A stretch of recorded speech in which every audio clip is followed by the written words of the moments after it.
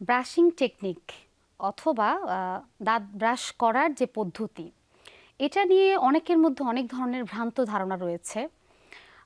আসলে দাঁত ব্রাশ করতে হয় আমাদেরকে খাওয়ার পরে এবং দিনে অন্তত ২ বার, না হলেও রাতে ঘুমানোর সময় ১ বার।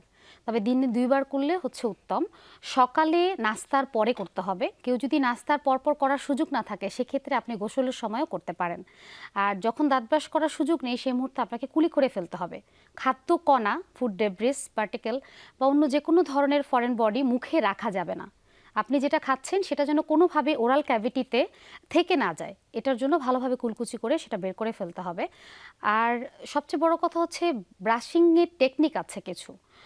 অনেকেই আছে অনেকক্ষণ ধরে লম্বা সময় ধরে দাঁত ঘষে ঘষে দাঁত ব্রাশ করে, এটাতে কিন্তু দাঁতের ক্ষয় হয়।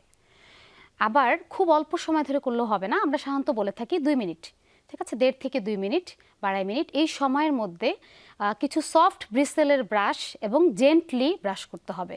45 ডিগ্রি অ্যাঙ্গেলে দাঁত এবং মাড়ির যে সংযোগস্থল সেটাকে পরিষ্কার করতে হবে, সেখানে যেন কোনো খাদ্যকণা আটকে না থাকে। অতিরিক্ত ঘষাঘষি করা যাবে না।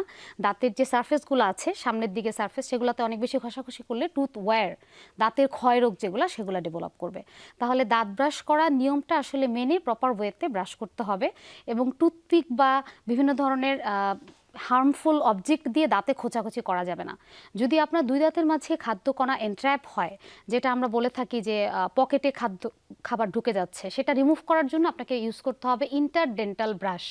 ইন্টারডেন্টাল ব্রাশ সেটা আপনি একজন ডেন্টাল সার্জনকে দেখিয়ে ঠিক করে নিতে পারেন, কারণ ইন্টারডেন্টাল ব্রাশের অনেক ধরনের টাইপস আছে। আপনার দাঁতের ফাঁকা অনুযায়ী বুঝে, পকেট বুঝে সেইটা ডিসাইড করতে হবে। তাহলে ব্রাশ করতে হবে প্রপার ওয়েতে এবং উপর নিচে ক্লকওয়াইজ, অ্যান্টি ক্লকওয়াইজ এগুলো মেনটেন করে 45 ডিগ্রি অ্যাঙ্গেলে, এবং ২ বেলা ব্রাশ করতে হবে এবং ৬ মাসে একবার অবশ্যই স্কেলিং করাতে হবে।